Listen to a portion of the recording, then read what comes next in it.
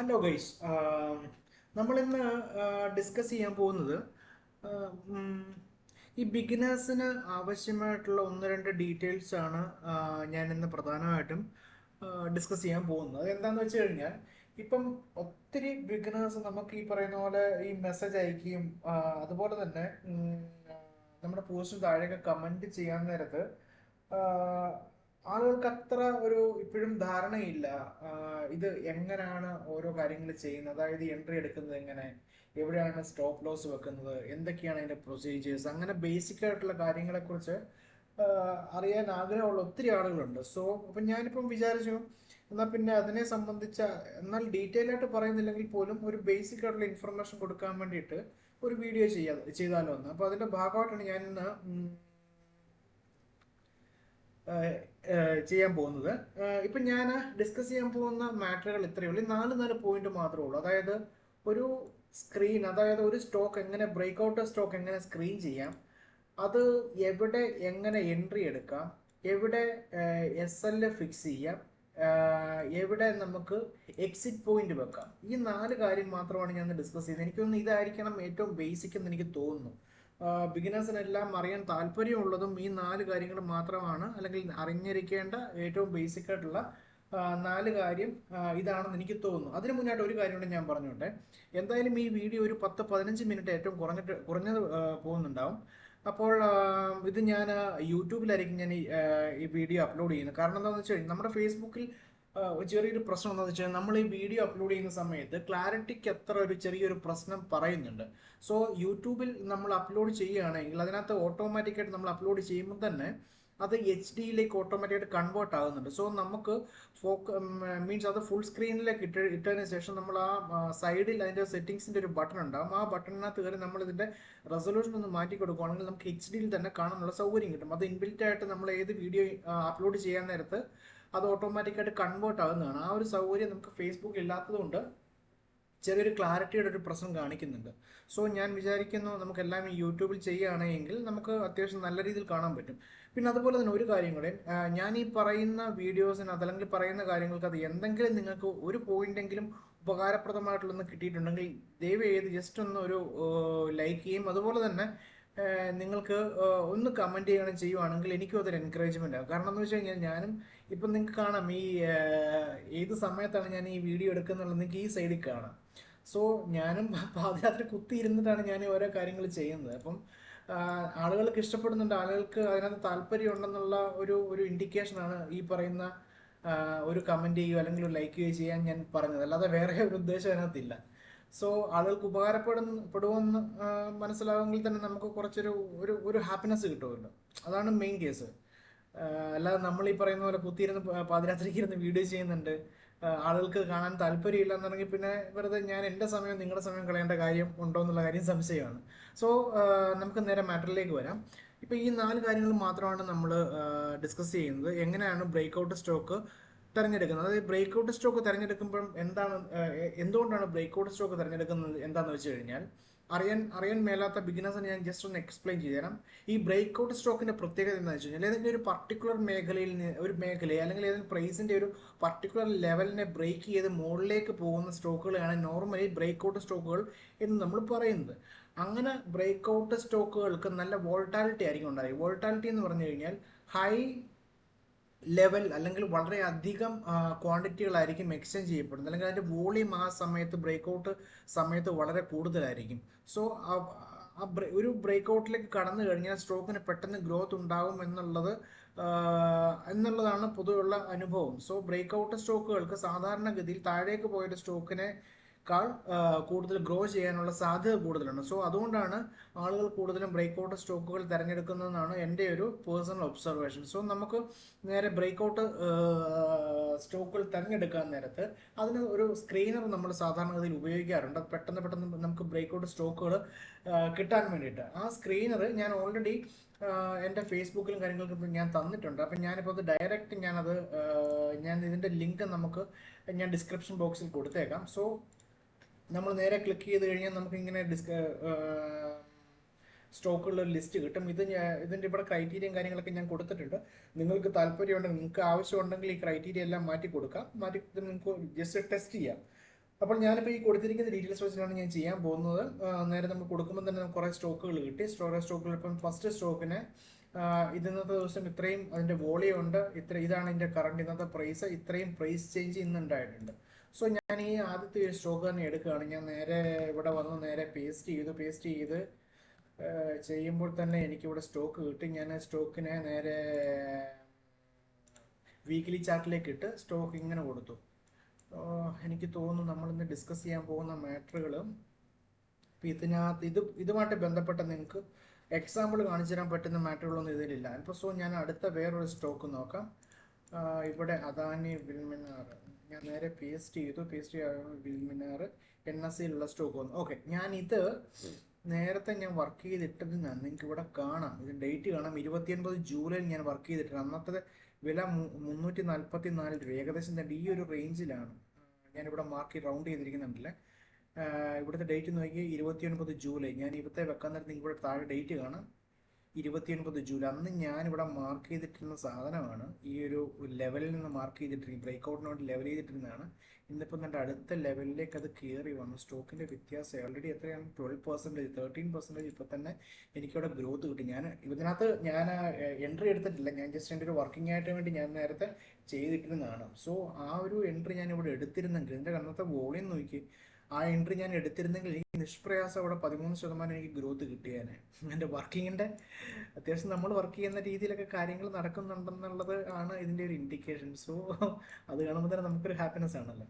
നമ്മൾ ഉദ്ദേശിക്കുന്ന രീതിയിൽ മാർക്കറ്റ് പോകുന്ന, അല്ലെങ്കിൽ മാർക്കറ്റിനെ നമുക്ക് കൃത്യമായിട്ട് ഫോളോ ചെയ്യാൻ പറ്റുന്നുണ്ടെന്ന് ഒരു തോന്നലുണ്ടാകുമ്പോൾ തന്നെ ഒരു ഹാപ്പിനെസ് ആണ്. സോ ഞാനിത് ജസ്റ്റ് ഇത് മൊത്തത്തിൽ അങ്ങ് കളയാം, അതായിരിക്കും നല്ലത്. ഞാൻ മൊത്തത്തിൽ കളയുകയാണ്.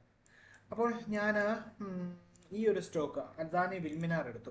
വിൽമിനാർ എടുക്കാൻ നേരത്ത് ഇപ്പം നിങ്ങൾക്ക് മനസ്സിലായി എങ്ങനെയാണ് ബ്രേക്ക്ഔട്ട് സ്റ്റോക്ക് നമുക്ക് എടുക്കുന്നുള്ളത്. ഒന്നുമില്ല, ജസ്റ്റ് ബ്രേക്ക്ഔട്ട് സ്റ്റോക്ക് എന്ന് പറയുന്നത് ഇതിനൊരു സ്ക്രീനർ ഉണ്ടാവും. ഈ സ്ക്രീനർ ഞാനിത് ഓൾറെഡി സെറ്റ് ചെയ്ത് വെച്ചിരിക്കുന്നതാണ്. ഇതിൻ്റെ ക്രൈറ്റീരിയസും കാര്യങ്ങളെല്ലാം ഞാൻ ഇട്ട് വെച്ചിരിക്കുന്നതാണ്. നിങ്ങൾക്കത് ഞാൻ ഈ ലിങ്ക് ഇതുപോലെ തന്നെ ഞാൻ കൊടുക്കാം. അപ്പോൾ നിങ്ങളത് നേരെ റൺ ചെയ്താൽ മാത്രമേ, ഞാൻ കൃത്യമായിട്ട് എന്തുകൊണ്ടാണ് ഇത് എങ്ങനെയാണ് ചെയ്യേണ്ടതെന്നൊക്കെ ഞാനിവിടെ ഇതിൻ്റെ സ്കാനറിൻ്റെ ഡിസ്ക്രിപ്ഷൻ കാണിച്ചിട്ടുണ്ട്. നിങ്ങൾ അതുപോലെ നോക്കിയിട്ട് അതുപോലെ അങ്ങ് ചെയ്താൽ മതി. ഏറ്റവും സിമ്പിളസ്റ്റ് വേ ആണ്. പിന്നെ നിങ്ങൾക്ക് മാറ്റണമെന്നുണ്ടെങ്കിൽ മാറ്റാം, നിർബന്ധമില്ല മാറ്റണം. പക്ഷേ നിങ്ങൾക്ക് ചെയ്യണമെന്നുണ്ടെങ്കിൽ ചെയ്യാം. ഓക്കെ, ഞാൻ ഈ സ്റ്റോക്ക് ഇങ്ങനെ സ്ക്രീൻ ചെയ്തപ്പോൾ സ്റ്റോക്ക് വന്നു. അതായത് ഇവിടുത്തെ ഞാൻ ക്രൈറ്റീരിയ എന്ന് പറഞ്ഞുതരാം. ഡെയിലി വോളിയം 5 മില്യണിന് മുകളിൽ വരണം.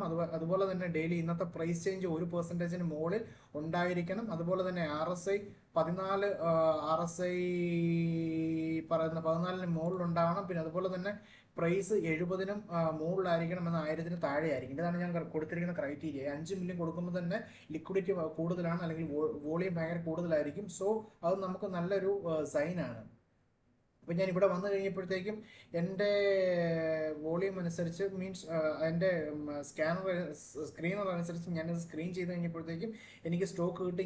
അപ്പോൾ ആദ്യത്തെ ഞാൻ കാണിച്ചു തന്നു, രണ്ടാമത്തെ സ്റ്റോക്ക് നിങ്ങൾക്ക് എക്സാമ്പിൾ കാണിച്ചു തരാൻ വേണ്ടി ഞാൻ നേരെ ഇങ്ങോട്ട് കൊണ്ടുവന്നു. നമുക്ക് ഇവിടെ നമുക്ക് വർക്ക് ചെയ്യാം. എങ്ങനെയാണ് ബ്രേക്ക്ഔട്ട് സ്റ്റോക്ക് ഇതാകുന്നത് എന്നുള്ളത്. ബ്രേക്ക്ഔട്ട് സ്റ്റോക്ക് എന്ന് പറഞ്ഞാൽ ഞാൻ മുമ്പേ പറഞ്ഞു, ഏതെങ്കിലും ഒരു പർട്ടിക്കുലർ മേഖലയെ, ഏതെങ്കിലും പർട്ടിക്കുലർ പ്രൈസ് റേഞ്ചിനെ ബ്രേക്ക് ചെയ്യുന്ന സ്റ്റോക്കുകളാണ് ബ്രേക്ക്ഔട്ട് സ്റ്റോക്കുകളെന്ന് ഞാൻ ഓൾറെഡി പറഞ്ഞു കഴിഞ്ഞു. അപ്പോൾ നിങ്ങൾ നോക്കി, ഞാൻ ജസ്റ്റ് ഇവിടെ ഒരു സോൺ വരച്ചു. അതായത് ജസ്റ്റ് നമുക്ക് ട്രേഡിംഗ് വ്യൂവിനകത്ത് തന്നെ ഇത് വരയ്ക്കാനുള്ള ടൂൾ ഉണ്ടാവും. ഇല്ലെങ്കിൽ നിങ്ങൾക്ക് ഇങ്ങനെ ജസ്റ്റ് ഒരു വര ഇങ്ങനെ എടുത്തൊരു വര വരച്ചാലും മതി. പക്ഷെ ഞാൻ പ്രിഫർ ചെയ്യുന്നത് എപ്പോഴും ഒരു സോണാക്കി വരയ്ക്കാനാണ്. സോ ഞാനത് സോൺ വരച്ചു. സോൺ വരയ്ക്കുമ്പോൾ ഈ സോണിൽ അടിച്ച് നിൽക്കുകയാണ്. സോ ഇതെൻ്റെ ബ്രേക്ക്ഔട്ട് സ്റ്റോക്ക് ആക്കി എനിക്ക് കണക്കാക്കാം. അതായത് ഈ ഒരു റേഞ്ചിനെ, ഈ ഒരു പ്രൈസിലുണ്ടാകുന്ന ഡിഫറൻസ്, അല്ലെങ്കിൽ ഈ പ്രൈസിൻ്റെ ഈ ഒരു മേഖലയെ ബ്രേക്ക് ചെയ്യാൻ വേണ്ടിയിട്ട് വന്ന് നിൽക്കുന്നതായതുകൊണ്ടാണ് ഇതിനെ ഈ ഒരു സൈഡിലെ ബ്രേക്ക്ഔട്ട് സ്റ്റോക്കുകൾ എന്ന് പറയുന്നത്. സോ നമ്മളിവിടെ ബ്രേക്ക്ഔട്ട് സ്റ്റോക്കിനെ കിട്ടിക്കഴിഞ്ഞാൽ ഇതിന് നമുക്ക് നമ്മൾ ചെയ്യാൻ പോകുന്നത്, ഇപ്പോൾ നമ്മൾ ആദ്യത്തെ എങ്ങനെയാണ് ബ്രേക്ക്ഔട്ട് സ്റ്റോക്ക് നമ്മൾ സ്കാൻ ചെയ്തെടുക്കുന്നത് നമ്മൾ കണ്ടു. ഇനി ഇപ്പോൾ എവിടെയാണ് വേർ ടു ടേക്ക് എൻട്രി, എവിടെയാണ് എൻട്രി എടുക്കേണ്ടതെന്നുള്ളതാണ് നമ്മൾ അടുത്ത് നോക്കുന്നത്. അതായത് ഇവിടെ നിങ്ങൾക്ക് മനസ്സിലാകും, അതായത് ഈ ഒരു സ്റ്റോക്കിൽ ഇവിടെ ഒരു ബ്രേക്ക്ഔട്ടിന് വേണ്ടി വന്ന് നിൽക്കുകയാണ്. അതായത് ഇത് കണ്ടോ, ഇവിടെ നമ്മൾ കൃത്യമായിട്ട് നോക്കാൻ നേരത്ത് നിങ്ങൾക്ക് കറക്റ്റായിട്ട് മനസ്സിലാവും. പ്രൈസ് ഇവിടുന്ന്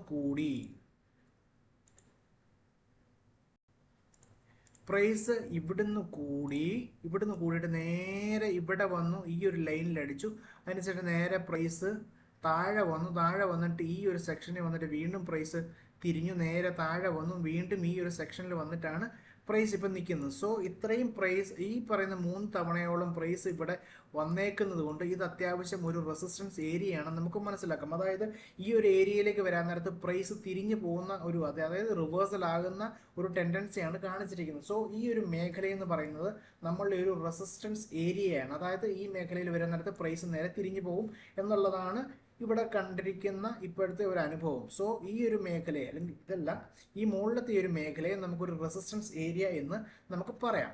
ഈ റെസിസ്റ്റൻസ് ഏരിയയെ ബ്രേക്ക് ചെയ്ത് ഒരു ക്യാൻഡിൽ ഇങ്ങനെ വന്നു കഴിഞ്ഞാൽ, ഈ റെസിസ്റ്റൻസ് ഏരിയ ബ്രേക്ക് ചെയ്ത് ഒരു ക്യാൻഡിൽ മുകളിൽ വന്നു കഴിഞ്ഞാൽ വിത്ത് വോളിയം, അതായത് നമ്മളിപ്പോൾ നിങ്ങൾക്ക് കൃത്യമായിട്ട് കാണാം, ഞാനിപ്പോൾ വോളിയത്തിൻ്റെ ഇവിടെ നേരെ ഒരു വര പോലെ ഇങ്ങനെ കാണുന്നുണ്ടോ, അത് ആവറേജ് ആണ് ഇപ്പോൾ ചെയ്തിട്ടിരിക്കുന്നത്. മീൻസ് അതായത് ഈ വോളിയത്തിൻ്റെ ആവറേജ് ലെവലാണിത്. ഇപ്പം നിങ്ങൾക്ക് ഈ ഒരു ക്യാൻഡിൽ നിങ്ങൾക്ക് ശ്രദ്ധിച്ചാൽ നിങ്ങൾക്ക് മനസ്സിലാവും, ഈ ഒരു ക്യാൻഡിൽ കൃത്യമായിട്ട് ശ്രദ്ധിച്ചാൽ മനസ്സിലാവും. അവിടെ തന്നത് വോളിയം കണ്ടോ, നമ്മളുടെ ആവറേജ് ലൈനിൻ്റെ മുകളിലാണ് വോളിയം വന്നിരിക്കുന്നത്. സോ നല്ല വോളിയം വന്നതുകൊണ്ട് തന്നെ അതിൻ്റെ പ്രൈസും ആനുപാതികമായിട്ട് കൂടിയിട്ടുണ്ട്. സോ ഇവിടുന്ന് സപ്പോർട്ട് എടുത്ത് നേരെ മുകളിലേക്ക് വന്നു, ഇവിടെ റെസിസ്റ്റൻസ് ഏരിയ വന്ന് അടിച്ചു നിന്നു, അടുത്ത ക്യാൻഡിൽ വന്നു, അതും ഈ പറയുന്ന പോലെ തൊട്ട് മുകളിലത്തെ, അതായത് ഈ ഒരു ലെവലിൽ വന്ന് ക്യാൻഡിൽ അടിച്ചതിന് ശേഷം നേരെ തിരിച്ചു നിൽക്കുകയാണ്.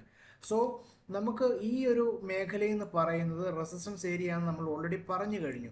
അപ്പോൾ ഈ റെസിസ്റ്റൻസ് ഏരിയയെ ബ്രേക്ക് ചെയ്ത് ഒരു ക്യാൻഡിൽ ഇങ്ങനെ വന്നു കഴിഞ്ഞാൽ, അതായത് ഈ ലൈന് മുകളിൽ ഇപ്പുറത്തായിട്ട് ഒരു ക്ലോസിങ് വന്നു കഴിഞ്ഞാൽ നമുക്കൊരു എൻട്രിക്കുള്ള നമ്മുടെ ഫസ്റ്റ് ക്രൈറ്റീരിയ നമുക്കിവിടെ കിട്ടും. അത് വോളിയത്തോടു കൂടി, അതായത് ഇതേപോലെ നല്ല വോളിയത്തോടു കൂടിയിട്ടാണെങ്കിൽ നമുക്ക് 100% കോൺഫിഡൻ്റ് ആയിട്ട് നമുക്ക് ഇവിടെ എൻട്രി എടുക്കാം.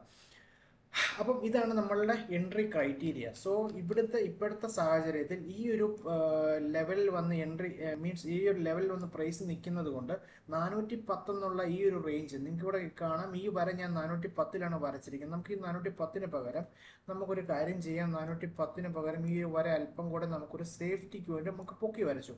അതായത് 415 വരെ 10 വരെ പോകേണ്ട ഞാനൊരു 413, അതായത് ഈ ഒരു ക്യാൻഡിൽ 413 മുകളിൽ, അതായത് ഇവിടെ ഈ 410ഉം 13 തമ്മിൽ 2 രൂപ അല്ലെങ്കിൽ 3 രൂപയുടെ വ്യത്യാസമുള്ളൂ.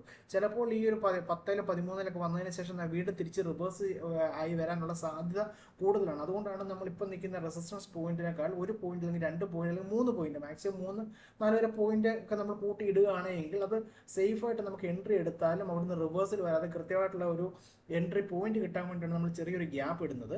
സോ ഇതിപ്പം നമ്മളെ റെസിസ്റ്റൻസ് ഏരിയ എന്ന് പറയുന്നത് 408 ഞാനൊരു 4.5 പോയിന്റും കൂട്ടിയിട്ടു 413 എന്നുള്ള പോയിന്റാണ് ഞാനിപ്പോൾ എടുത്തിരിക്കുന്നത്. അതായത് ഈ പ്രൈസ് ഇവിടെ വന്ന് 413 എന്ന് പറയുന്ന ഈ ഒരു മേഖലയെ ക്ലോസ് ചെയ്ത് മുകളിലേക്ക് അടുത്തൊരു candle, buying candle, green colour candle മുകളിലേക്ക് വരികയാണെങ്കിൽ എനിക്ക് അവിടുന്ന് എൻട്രി എനിക്ക് നിഷ്പ്രയാസം എടുക്കാം, വോളിയം കൂടി ഉണ്ടെങ്കിൽ.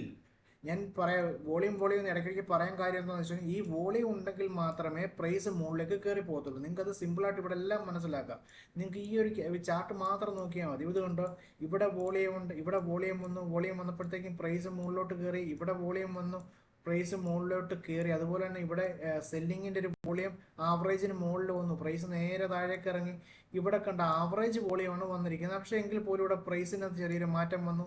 ഇവിടെ ആവറേജിന് മുകളിൽ വോളിയം വന്നു, ഇവിടെ പ്രൈസ് താഴേക്ക് പോയി. ഇവിടെ ആവറേജിന് മുകളിൽ വോളിയം വന്നു, പ്രൈസ് ഇവിടെ നേരെ മുകളിലേക്ക് കയറി. സോ നിങ്ങൾക്ക് ഇവിടുന്ന് തന്നെ മനസ്സിലാക്കാം വോളിയം ഉണ്ടെങ്കിൽ മാത്രമേ പ്രൈസ് മുകളിലേക്ക് കയറത്തുള്ളൂ എന്ന്. ഈ ഒരു ഒറ്റ എക്സാമ്പിൾ കാണിച്ചതിലൂടെ ഞാൻ കാണിച്ചു തന്നതിലൂടെ തന്നെ നിങ്ങൾക്ക് മനസ്സിലായിട്ടുണ്ടെന്നാണ് എനിക്ക് തോന്നുന്നത്. എന്തെങ്കിലും സംശയം ഉണ്ടെങ്കിൽ കമൻറ്റ് ചെയ്യാൻ, ഞാൻ അതിനനുസരിച്ച് അതിൻ്റെ എക്സ്പ്ലനേഷൻ, എൻ്റെ വ്യൂവും കാര്യങ്ങളും ഞാൻ തരാം.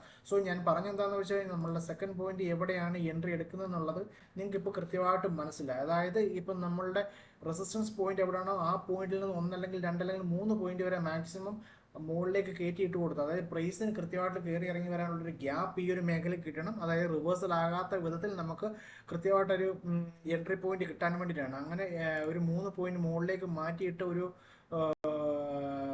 റെസിസ്റ്റൻസ് ലൈൻ നമ്മൾ വരച്ചു കഴിഞ്ഞാൽ ആ സോണിനെ കവർ ചെയ്ത് മുകളിൽ വരത്തക്ക രീതിയിൽ ഒരു പ്രൈസ് ക്ലോസിങ് കിട്ടിക്കഴിഞ്ഞാൽ നമ്മുടെ എൻട്രി പോയിന്റ് ആയിട്ട് അവിടെ കണക്കാക്കാം. വിത്ത് വോളിയം കൂടി ഉണ്ടെങ്കിൽ മോർ ദാൻ ഹാപ്പി എന്ന് വേണം പറയാം. ഓക്കെ, അതാണ് നമ്മളുടെ എൻട്രി പോയിന്റ്. ഇതിൻ്റെ എവിടെയാണ് നമ്മൾ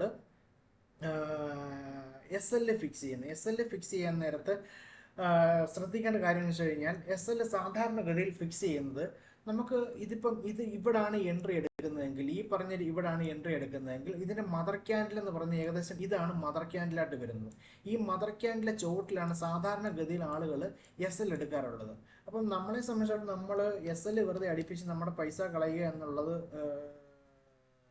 നമ്മൾ നോക്കേണ്ട കാര്യമില്ല. നമ്മൾ അതുപോലെ തന്നെ ഈ എൻട്രിക്ക് അത് ഇവിടെ എടുക്കുന്ന എൻട്രിയിൽ നമ്മൾ 100% നല്ല കോൺഫിഡൻ്റ് ആണ് എങ്കിൽ നമ്മൾ ചെയ്യേണ്ടത് നേരെ മദർ ക്യാൻഡിലിൻ്റെ തൊട്ട് ചുവട്ടിൽ നമ്മൾ SL കൊടുക്കുന്നതിന് പകരം 1-2 പോയിന്റ് ഇറക്കിയിടുകയോ അല്ല എങ്കിൽ തൊട്ട് മുൻപിലത്തെ സ്വിങ്ങിൽ, അതായത് തൊട്ട് മുന്നേ എവിടെയാണോ പ്രൈസ് മെയിനായിട്ട് റിവേഴ്സ് ആയത് ആ മേഖലയിൽ നമുക്ക് ഒരു SL വെക്കുന്നതായിരിക്കും നല്ലത്. ഇപ്പം നമ്മൾ ഇവിടെ എൻട്രി എടുക്കുകയാണെങ്കിൽ അല്ലെങ്കിൽ ഇവിടെ നമ്മൾ ഒരു മുമ്പേ പറഞ്ഞ രീതിയിൽ ഒരു ക്യാൻഡിൽ ക്ലോസ് ചെയ്തിട്ട് നമ്മൾ ഇവിടെ എൻട്രി എടുക്കുകയാണെങ്കിൽ നോർമൽ രീതിയിൽ ഇവിടെ ആയിരിക്കണം എൻ്റെ SL. ഓക്കെ, അപ്പം ഞാൻ ഇവിടെ SL വെക്കുന്നതിന് പകരം എനിക്ക് അത്യാവശ്യം നല്ല റിസ്ക് എടുക്കാനുള്ള കപ്പാസിറ്റി ഉണ്ട്. അപ്പോൾ ഞാൻ അടുത്ത് ചെയ്യാൻ പോകുന്ന അടുത്ത പ്രൈസ് റിവേഴ്സൽ ആയിരിക്കുന്നത് ഈ ഒരു മേഖലയിലാണ്. നിങ്ങൾ കൃത്യമായിട്ട് കാണാം, ഈ ഒരു ഇവിടെ വന്നിട്ടാണ് പ്രൈസ് മുകളിലേക്ക് കയറി പോയിരിക്കുന്നത്. അപ്പോൾ അതായത് ഇവിടെ അത്യാവശ്യം നല്ലൊരു സപ്പോർട്ട് ഉണ്ട് എന്ന് നമുക്ക് കൃത്യമായിട്ട് മനസ്സിലാവും. ഞാൻ അടുത്ത് വരുന്നത് എൻ്റെ ഈ ഒരു മേഖലയിലേക്ക് ഞാൻ എൻ്റെ SL താത്തിയിടും.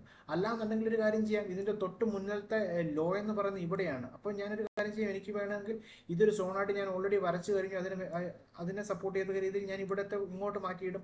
അതായത് പ്രൈസ് എന്തെങ്കിലും കാരണവശാൽ പെട്ടെന്ന് ഇങ്ങോട്ട് കയറി ഇറങ്ങി വന്നു കഴിഞ്ഞാൽ ചിലപ്പം ഇവിടെ വരാനേ സാധ്യതയുള്ളൂ. കാരണം വെച്ചാൽ ഇവിടുത്തെ തൊട്ട് മുന്നേ ഉണ്ടായ ലോ ഇവിടെ ആയതുകൊണ്ട് പ്രൈസ് മിക്കവാറും ഇവിടെ വന്ന് അടിച്ചിട്ട് ചിലപ്പോൾ ഇവിടുന്ന് തന്നെ നേരെ തിരിച്ച് ഇങ്ങനെ കയറിപ്പോകും.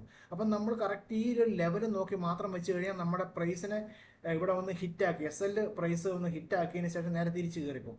അപ്പോൾ അത് ഒഴിവാക്കാൻ വേണ്ടിയിട്ട് നമ്മൾ ലോ എത്രയാണോ വന്നിരിക്കുന്നത് ആ ലോയിൽ നിന്നും കുറച്ച് പോയിന്റ് താഴോട്ട് ഇറക്കിയിടുക. അതായത് ഞാൻ മുമ്പ് ഇവിടെ പറഞ്ഞല്ലോ, ഒരു പോയിന്റ് മാറ്റിയിട്ട് നമ്മൾ കയറ്റിയിട്ട് കൊടുക്കണമെന്ന് പറഞ്ഞാൽ എന്ന് പറയുന്ന പോലെ തന്നെ SL അടിപ്പിക്കാതിരിക്കാൻ വേണ്ടിയിട്ട്, അതായത് നമ്മളുടെ പോക്കറ്റ് സൈസ് നല്ലതാണെങ്കിൽ, അത്യാവശ്യം നല്ല പോക്കറ്റ് ആണ് എങ്കിൽ, അതായത് പോക്കറ്റിന്റെ സൈസ് അല്ല ഞാൻ ഉദ്ദേശിച്ചത്, പോക്കറ്റിൽ അത്യാവശ്യം നല്ല ഫണ്ട് നമുക്ക് അത്രയും റിസ്ക് എടുക്കാൻ പറ്റുന്ന ഒരാളാണ് നിങ്ങളെങ്കിൽ എന്നുള്ള അർത്ഥത്തിലാണ് ഞാൻ പറഞ്ഞത്. അത്രയും റിസ്ക് എടുക്കാൻ പറ്റുന്ന ആളാണെന്നുണ്ടെങ്കിൽ കൃത്യം ഈ ഒരു പറയുന്ന ലോയുടെ പോയിന്റ് നോക്കാതെ ഒരു 1-2 പോയിന്റ് താഴേക്ക് ഇറക്കി ഇടുകയാണെങ്കിൽ ഒരു കാരണവശാലും SL അടിക്കത്തില്ല എന്ന് നമുക്ക് വിശ്വസിച്ച് താഴേക്ക് ഇറക്കിയിടാം. അത് സാധ്യതയാണ് ഞാൻ പറയുന്നത്. സാധാരണഗതിയിൽ ഇങ്ങനെയാണ് സംഭവിക്കാറുള്ളത്. നമ്മൾ SL എടുത്തിട്ട് നേരെ തിരിച്ച് കയറി പോവുകയാണ് സാധാരണഗതി ചെയ്യാറുള്ളത്. നമ്മളൊരു 3-4 പോയിന്റ് കൂടി ഇറക്കി ഇതുപോലെ താഴേക്ക് ഇറക്കി ഇടുകയാണെങ്കിൽ നമുക്ക് ഒരു പ്രശ്നമില്ലാതെ SL അടിക്കാതെ ഇത് കൃത്യമായിട്ട് നമ്മളുടെ ഈ ഒരു ട്രേഡിനെ സംബന്ധിച്ച് അത് നിങ്ങൾ നിന്നോളും. അപ്പം ഇതാണ് SL എവിടെയാണ് ഫിക്സ് ചെയ്യുക. ഇപ്പം നിങ്ങൾക്ക് അത് ഒരിക്കലും ഇത് മനസ്സിലായെന്ന് തോന്നുന്നു. എന്തെങ്കിലും സംശയം ഉണ്ടെങ്കിൽ ഞാൻ വീണ്ടും പറയുന്നത് കമൻറ്റ് ചെയ്യുക, ഞാൻ കൃത്യമായിട്ട് ഒരു എക്സ്പ്ലനേഷൻ ഉണ്ടെന്ന് തരാം. പിന്നെ അതുപോലെ തന്നെ എക്സിറ്റ് പോയിന്റ്, പിന്നെ നിങ്ങൾ ഇവിടെ എക്സിറ്റ് പോയിന്റ് കണക്കാക്കേണ്ട എങ്ങനെയാണെന്ന് വെച്ച് കഴിഞ്ഞാൽ ഇവിടെ ഇപ്പം ഞാൻ മുമ്പേ പറഞ്ഞതനുസരിച്ച് നമ്മൾ ഇവിടെ എൻട്രി എടുത്തതിന് ശേഷം ഇവിടെ ഒരു നല്ല ക്യാൻഡിൽ കിട്ടി നമ്മളുടെ എൻട്രി പോയിന്റ് കണക്കാക്കിയിരുന്ന ഈ ഒരു ലൈനിന് മുകളിൽ ഒരു ക്ലോസിംഗ് കിട്ടുവാണെങ്കിൽ, അതായത് വോളിയത്തോടുകൂടി ഒരു ക്ലോസിംഗ് കിട്ടുവാണെങ്കിൽ നമ്മളിവിടെ എൻട്രി എടുക്കണമെന്നാണ് നമ്മൾ പ്ലാൻ ചെയ്തിരുന്നത്. അതനുസരിച്ച് ഇവിടെ എൻട്രി നമുക്ക് കിട്ടി. അപ്പോൾ നമ്മൾ SL നമ്മൾ ഇവിടെ കൊണ്ട് സെറ്റ് ചെയ്തു, അല്ലെങ്കിൽ ഇവിടെ സെറ്റ് ചെയ്തു, അല്ലെങ്കിൽ ഇവിടെ സെറ്റ് ചെയ്തു, നമ്മളുടെ പോക്കറ്റിനനുസരിച്ച് സെറ്റ് ചെയ്തു. അപ്പോൾ നമുക്ക് രണ്ട് കാര്യം കൃത്യമായിട്ട് മനസ്സിലായി. എൻട്രി എടുത്തു, SL സെറ്റ് ചെയ്തു. ഇനി ടാർഗറ്റ് എവിടെ ആയിരിക്കണം എന്നുള്ളതാണ് നമ്മൾ കണക്കാക്കുന്നത്. ഈ ടാർഗറ്റ് ഫിക്സ് ചെയ്യുക എന്ന് പറഞ്ഞാൽ ഓരോ ട്രേഡർമാരെ ഡിപ്പെൻഡ് ചെയ്തിരിക്കും. എന്നെ സംബന്ധിച്ച് എനിക്ക് മാക്സിമം പ്രോഫിറ്റ് എടുക്കാനാണ് ഞാൻ ആഗ്രഹിക്കുന്നതെങ്കിൽ അതിന് ഒരു പ്രത്യേക ഒരു രീതിയുണ്ട്. അല്ലെങ്കിൽ എനിക്കൊരു ഫിക്സഡ് പ്രോഫിറ്റ് മാത്രം മതി എന്നുണ്ടെങ്കിൽ അതങ്ങനെ ചെയ്യാം. അത് നമ്മളുടെ ഗ്രീഡ് അനുസരിച്ച് ഏത് രീതിയിൽ വേണമെങ്കിലും നമുക്കത് ചെയ്യാം. ഇവിടെ ഞാൻ എൻ്റെ ഒരു പേഴ്സണൽ ഒപ്പീനിയൻ, ഞാൻ രണ്ട് കാര്യമാണ് നോക്കാറുള്ളത്. ഒന്നെങ്കിൽ ഞാൻ ഇവിടെ എവിടെയാണോ പ്രൈസ് നേരത്തെ വന്ന് റിവേഴ്സ് ആയത്, ഈ ഒരു മേഖല കണ്ടോ, ഈ ഒരു മേഖലയിൽ പ്രൈസ് ഓൾറെഡി റിവേഴ്സ് ആയിട്ടുണ്ട്. അതായത് ഇതുണ്ട്, ഇവിടെ വന്ന് അടിച്ചതിന് ശേഷം തിരിച്ചു വന്നിട്ടുണ്ട്. അതുപോലെ തന്നെ ഈ ഒരു സെക്ഷൻ കണ്ടോ, ഇവിടെ വന്നതിന് ശേഷം ഇവിടെ ഇങ്ങോട്ട് പ്രൈസ് വന്നു, ഇതിന് നേരെ ശേഷം മുകളിൽ കയറിപ്പോയി വീണ്ടും താഴേക്ക് ഇറങ്ങി വന്നു. രണ്ട് പ്രാവശ്യം പ്രൈസ് ഇവിടെ തിരിഞ്ഞിട്ടുള്ളത് കൊണ്ട് മിക്കവാറും എനിക്ക് തോന്നുന്നു ഇവിടെ വന്നതിന് ശേഷം പ്രൈസ് വീണ്ടും ഇങ്ങോട്ട് തിരിഞ്ഞു വരാൻ സാധ്യത കൂടുതലാണ്. അപ്പോൾ അതുകൊണ്ട് ഞാനൊരു കാര്യം ചെയ്തു, എൻ്റെ ഒരു എക്സിറ്റ് പോയിന്റ് അല്ലെങ്കിൽ എൻ്റെ ഒരു ഫസ്റ്റ് ടാർഗറ്റ് എന്ന രീതിയിൽ ഞാൻ ഇവിടെ ഫിക്സ് ചെയ്തു. അടുത്ത ടാർഗറ്റ് വേണമെങ്കിൽ എനിക്കിത് എൻ്റെ ഈ ഒരു മേഖലയിൽ ഇവിടെ ഫിക്സ് ചെയ്യാം. കാരണം എന്താണെന്ന് വെച്ച് കഴിഞ്ഞാൽ ഇവിടെ അത്യാവശ്യം ട്രാൻസാക്ഷൻ അല്ലെങ്കിൽ അത്യാവശ്യം പ്രൈസ് റിവേഴ്സൽ ഇവിടെ നടന്നിട്ടുള്ളതാണ്. അപ്പം ഇവിടെ വരുമ്പോൾ പ്രൈസ് റിവേഴ്സ് ആകും എന്നുള്ളൊരു ധാരണയിൽ എനിക്ക് ഇവിടെ സെക്കൻഡ് ടാർഗറ്റ് വെക്കാം. തേർഡ് ടാർഗറ്റ് എന്ന് പറയുന്നത് എനിക്ക് വേണമെങ്കിൽ ഇങ്ങനെ വെക്കാം. ഇങ്ങനെ വെച്ച് കഴിഞ്ഞാൽ എൻ്റെ ശരി കാര്യം വെച്ച് കഴിഞ്ഞാൽ ഇവിടെ വന്നപ്പെട്ട് എൻ്റെ പ്രൈസ് ഓൾറെഡി തിരിഞ്ഞിട്ടുണ്ട്. ഇവിടെ വന്നതിന് ശേഷം ഈ ഒരു റേഞ്ചിൽ വന്നതിന് ശേഷം പ്രൈസ് തിരിഞ്ഞിട്ടുണ്ട്. ഈ 3 രീതിയിൽ വേണമെങ്കിലും എനിക്ക് ചെയ്യാം. ഞാൻ ജസ്റ്റ് നോക്കുവാണെങ്കിൽ ഇവിടെ ഒരു എൻട്രി കിട്ടുകയാണെങ്കിൽ എൻ്റെ ഇവിടുന്ന് അടുത്ത റെസിസ്റ്റൻസിലേക്ക് 13% എനിക്ക് കിട്ടും. ആ റെസിസ്റ്റൻസിൽ നിന്ന് തൊട്ട് അടുത്ത റെസിസ്റ്റൻസിലേക്ക് 26% കിട്ടും.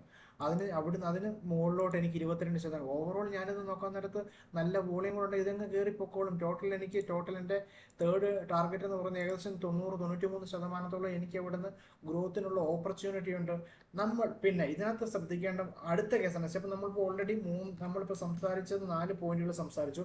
എന്താണ് ബ്രേക്ക്ഔട്ട് സ്റ്റോക്കുകളെന്ന് സംസാരിച്ചു, എങ്ങനെയാണ് ആ സ്ക്രീനിലൂടെ കണ്ടെത്തുന്നതെന്ന് സംസാരിച്ചു, ആ സ്ക്രീനിൽ നിന്ന് എങ്ങനെയാണ് ചാർട്ടിലേക്ക് കൊണ്ടുവരുന്നത് നമ്മൾ സംസാരിച്ചു. അതിനുശേഷം എൻട്രി പോയിന്റ് എങ്ങനെയാണെന്ന് കൃത്യമായിട്ട് ഞാനിപ്പോൾ ഓൾറെഡി നമ്മൾ ഡിസ്കസ് ചെയ്തു. നിങ്ങൾക്ക് അത് കൃത്യമായിട്ട് മനസ്സിലായെന്ന് ഞാൻ വിശ്വസിക്കുന്നു. അതുപോലെ തന്നെ എസ് എൽ എന്താണ്, അല്ലെങ്കിൽ എസ് എൽ എവിടെയാണ് ഫിക്സ് ചെയ്യുന്നത്, അത് ഞാൻ കൃത്യമായിട്ട് പറഞ്ഞു തന്നു. അത് എസ് എല്ലിനകത്ത് പോയിന്റ് കുറച്ച് താഴേക്ക് ഇറക്കിയിടണം, എസ് എൽ അടിപ്പിക്കാതെ മാക്സിമം നമ്മൾ കൊണ്ടുപോകണം എന്നുള്ള കാര്യം നിങ്ങൾക്ക് മനസ്സിലായി. അതുപോലെ തന്നെ എക്സിറ്റ് പോയിന്റ് എവിടെയാണ്, എക്സിറ്റ് പോയിന്റ് ഞാൻ കൃത്യമായിട്ട് പറഞ്ഞു തന്നു. എനിക്ക് തോന്നുന്നു നിങ്ങൾക്ക് ഈ 3 കേസുകൾ നിങ്ങൾക്ക് കൃത്യമായിട്ട് മനസ്സിലായെന്ന് എനിക്ക് തോന്നുന്നു. പിന്നെ ഇതിനകത്ത് വേറൊരു കാര്യം, നമ്മളുടെ കഴിഞ്ഞ ദിവസം ഒരു പോസ്റ്റിനകത്ത് ഞാൻ കൃത്യമായിട്ട് നിങ്ങളത് പറഞ്ഞിട്ടുണ്ടായിരുന്നു. എസ് എല്ല് നമ്മൾ ട്രെയിൽ ചെയ്യുന്ന ഒരു കാര്യത്തെക്കുറിച്ച് പറഞ്ഞിട്ടുണ്ട്. അതായത് എസ് എൽ ട്രെയിലിംഗ് എന്ന് പറഞ്ഞു കഴിഞ്ഞാൽ അതൊരു ട്രേഡിംഗ് മെത്തേഡാണ്. അതായത് ചില ആളുകൾ ഇവിടെ എസ് എൽ ഫിക്സ് ചെയ്ത് കഴിഞ്ഞാൽ, ഓക്കെ എസ് എൽ ഇവിടെ ഞാൻ ഫിക്സ് ചെയ്താണ്, ഇവിടെ അടിക്കുവാണെങ്കിൽ മാത്രമേ ഞാൻ എക്സിറ്റ് ആകത്തുള്ളൂ, അല്ലെങ്കിൽ എൻ്റെ ടാർഗറ്റ് ഇവിടെയാണ്, ഈ ടാർഗറ്റ് ഹിറ്റായി കഴിഞ്ഞാൽ മാത്രമേ ഞാൻ ട്രേഡിൽ നിന്ന് ഇറങ്ങത്തുള്ളൂ എന്നുള്ള ചില നിർബന്ധം പറയുന്ന ആളുകളുണ്ട്. അപ്പോൾ എന്നെ സംബന്ധിച്ചിടത്തോളം ഇത് ഏതാണെങ്കിലും എനിക്ക് പ്രശ്നമില്ല. പക്ഷേ ഒരു ടെക്നിക്കൽ അല്ലെങ്കിൽ നല്ലൊരു മെത്തേഡായിട്ട് എനിക്ക് തോന്നിയത് എന്താണെന്ന് വെച്ച് കഴിഞ്ഞാൽ, ഞാനത് കൃത്യമായിട്ട് ഞാൻ ഇവിടെ തന്നെ ഒരു എക്സാമ്പിൾ ഞാൻ കാണിച്ചു തരാം. ഞാൻ ഇവിടുന്ന് ബ്രേക്ക്, അതായത് ഞാൻ ഇപ്പം ഇവിടെയാണ് നമ്മളുടെ എൻട്രി നിൽക്കുന്നതെന്ന് വിചാരിക്കുക. ഇത്രയും എൻട്രികൾ ഇവിടുന്ന് ഇങ്ങോട്ടുള്ള എൻട്രികളൊന്നും സംഭവിച്ചിട്ടില്ല, നമ്മൾ ഈ ഒരു ലെവലിലാണ് നിൽക്കുന്നതെന്ന് മാത്രം വിചാരിക്കുക. അപ്പോൾ അങ്ങനെയാണെങ്കിൽ ഞാൻ ചെയ്യാൻ പോകുന്ന കാര്യം വെച്ച് കഴിഞ്ഞാൽ, എനിക്ക് ഇവിടെ ഒരു ബ്രേക്ക്ഔട്ട് സ്റ്റോക്ക്, അതായത് എൻ്റെ ഈ ഒരു സോണിനെ അല്ലെങ്കിൽ ഈ ഒരു ഏരിയയെ ബ്രേക്ക് ചെയ്ത് ഒരു ബ്രേക്ക്ഔട്ട് എനിക്കിവിടെ കിട്ടി. ഈ ഒരു ക്യാൻഡിൽ എനിക്ക് എൻട്രി കിട്ടി. സോ ഞാനിതിപ്പം വീക്ക്ലി ചാർട്ടാണ് കിടന്നത്. ഞാൻ നേരെ ഡെയിലി ചാർട്ടിലോട്ട് വരുവാണെങ്കിൽ നിങ്ങൾക്ക് ഒന്നുകൂടെ കൃത്യമായിട്ട് മനസ്സിലാവും.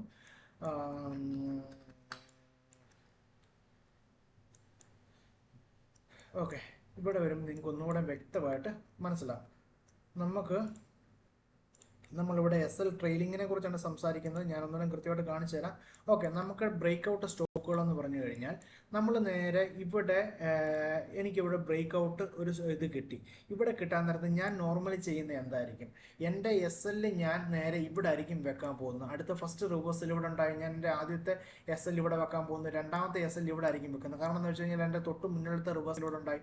സോ എൻ്റെ ഫസ്റ്റ് എസ് എൽ ഇവിടെ ആയിരിക്കും, സെക്കൻഡ് എസ് എൽ ഇവിടെ ആയിരിക്കും. അങ്ങനെ 2 എസ് എല്ലുകൾ ഇവിടെ വന്നു കഴിഞ്ഞു. എന്നിട്ട് ഞാനിവിടെ എൻട്രി എടുത്തു കഴിഞ്ഞപ്പോഴത്തേക്കും ഇത് ആദ്യം ഇവിടുന്ന് കയറി രണ്ടാമത് ഇതിങ്ങനെ ക്യാറ്റ് ഇങ്ങനെ കയറി ഇങ്ങനെ പോവുകയാണ്.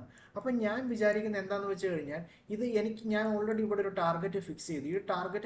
ഈ ടാർഗറ്റിൽ അടിച്ചതിന് ശേഷം, ടാർഗറ്റ് അടിക്കുന്നതിന് മുന്നേ ഇത് തിരിഞ്ഞു പോയി, അതായത് ഇവിടെ വന്നതിന് ശേഷം, അല്ലെങ്കിൽ നിങ്ങളൊരു കാര്യം ചിന്തിക്കുക, എൻ്റെ ഫസ്റ്റ് ടാർഗറ്റ് ഇവിടെ ആണെന്ന് വിചാരിക്കുക. ഈ ഫസ്റ്റ് ടാർഗറ്റ് എടുത്തതിന് ശേഷം ഇപ്പം ഞാൻ വിചാരിക്കുന്നത് ഇത്രയും ഇതോടുകൂടിയിട്ട് ഇങ്ങനെ മുകളിലോട്ട് ഇങ്ങനെ സ്റ്റോക്ക് കയറി വന്നപ്പോഴത്തേക്കും വീണ്ടും ഇതിങ്ങനെ മുകളിലേക്ക് കയറി പോകുമെന്നാണ് ആസ് എ ബയർ എന്ന രീതിയിൽ ഞാൻ ചിന്തിക്കുന്നത്. പക്ഷേ എൻ്റെ പ്രതീക്ഷകൾ തെറ്റിച്ചുകൊണ്ട് ഈ ഒരു ഏരിയയിൽ വന്നപ്പോഴത്തേക്കും സ്റ്റോക്ക് നേരെ താഴേക്ക് വന്നു. അപ്പം എനിക്ക് വേണമെങ്കിൽ ഒന്നെങ്കിൽ ഇവിടെ വെച്ച് എൻട്രി എടുക്കാമായിരുന്നു. പക്ഷെ നമ്മൾ വിചാരിക്കുന്ന മൊത്തം വീണ്ടും കയറി പോകും എന്നുള്ള ധാരണയിലാണ് നമ്മളിവിടെ വെയിറ്റ് ചെയ്യുന്നത്. സോ നമ്മളിവിടെ വെയിറ്റ് ചെയ്ത് നിൽക്കാൻ നേരത്ത് ഇവിടെ തന്നെ എൻട്രി നേരെ തിരിഞ്ഞ് നേരെ താഴെ വന്നു കഴിഞ്ഞപ്പോഴത്തേക്കും നമുക്ക് ഇത്രയും ഭാഗത്ത് നമ്മുടെ പ്രോഫിറ്റ് കയ്യിൽ നിന്ന് പോയി.